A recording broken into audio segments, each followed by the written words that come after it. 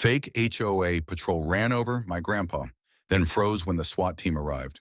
My grandfather always said people reveal themselves when they think no one's watching. That became painfully clear the day a fake HOA patrol nearly ended his life, and karma arrived in a matte black truck. My name's Marcus Ray. I'm a trauma nurse at Jackson Memorial. But today I'm telling this story not as a medical professional, not even as a grandson, but as a man who watched a so-called neighborhood safety squad weaponize authority and crash straight into the truth. We just moved my grandfather Charles Ray into Belgrove Meadows, a tidy, retirement-friendly neighborhood with low fences and suspiciously cheerful HOA newsletters. He was 82, a former Air Force mechanic, still sharp as hell, but a little unsteady on his feet. We got him a motorized scooter and he loved it. Tooling around the block each morning with his old veteran ball cap and his Bluetooth speaker playing Miles Davis. He lived for those rides. And that's what he was doing when it happened Tuesday morning. Clear skies, I was in my car down the street planning to wave at him as I passed. But what I saw made my heart stop. A white SUV with HOA enforcement unit, decals peeled around the corner, fast too fast, and directly in its path was Grandpa crossing at the end of Willow Lane. The horn didn't sound, the brakes didn't squeal, the bumper hit the scooter dead on. He flew, time slowed as I sprinted out of my car. His body crumpled against the pavement, glasses shattered, blood pooling at his temple. The scooter was on its side wheels still spinning, and the SUV had stopped. Eventually, Karen Myers climbed out. I knew her by reputation. Self-appointed head of the Belgrove HOA Patrol, an unofficial, unsanctioned group of retirees with badges from Etsy and clipboards from hell. She strutted over in her vest and fake radio lips pursed like she'd caught someone littering. He shouldn't have been in the middle of the road, she said coldly. He was in the crosswalk, I barked. You hit him. He didn't respond to commands. We've had complaints about reckless scooter driving. I was following procedure. Procedure. I stepped forward, fists clenched. You're not law enforcement.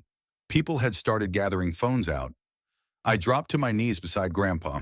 He was conscious but woozy, blood trailing from his ear. Then Karen said it. Maybe if he looked less suspicious, I wouldn't have mistaken him for a vagrant. The world tilted. I stared at her, like she'd just confessed to murder. Maybe in a way she had. I called 911, EMS rolled in minutes later. So did the real police. But something else happened too. Something Karen couldn't have expected. My cousin Isaiah had been watching from his porch, and Isaiah wasn't just family. He was SWAT active duty. His team had just finished a training operation nearby and happened to be suiting up for a transport drill. The second he heard what happened, an elderly black man hit by an unmarked HOA patrol SUV while riding a scooter, he made a call. 15 minutes later, the street was filled with the rumble of tactical tires. A matte black armored SWAT truck rolled into Belgrove like a thunderclap.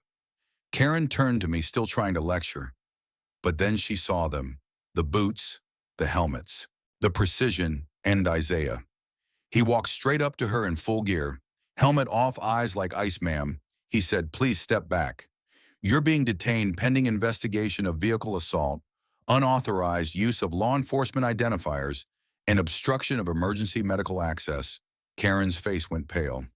But I was enforcing HOA guidelines. No, you weren't. Isaiah cut in. You hit a veteran in the crosswalk while impersonating a cop. Her voice cracked. I didn't mean to. You meant to control, he said. And now you're going to answer for it.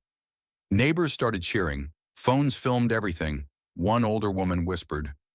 It's about time. Karen was taken into custody. Her SUV towed her vest and badge, logged as evidence. The investigation that followed uncovered everything. The Belgrove HOA had never authorized any patrols. Karen had created the decals herself. Worse, she had posted flyers calling herself head of civil compliance and had received anonymous donations totaling nearly $14,000 through a safety fund, PayPal account.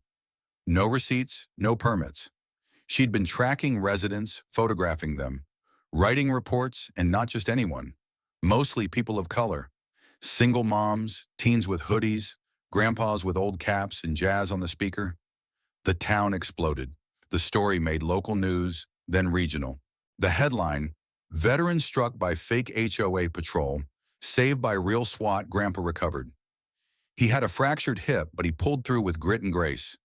The community rallied, the HOA board was restructured, anti-impersonation laws were strengthened. The real police held a community safety seminar. Isaiah spoke first. Karen, she was charged with felony impersonation of law enforcement, vehicular negligence, and civil rights violations. She pled guilty to avoid jail. But the community sentenced her too. She moved out within months, and we planted a tree at the crosswalk, a maple like the one Grandpa used to nap under. Next to it, a bronze plaque reads, Charles Ray, you can't run over what's rooted in respect, because in the end, fake power folds under real justice, and sometimes karma doesn't knock.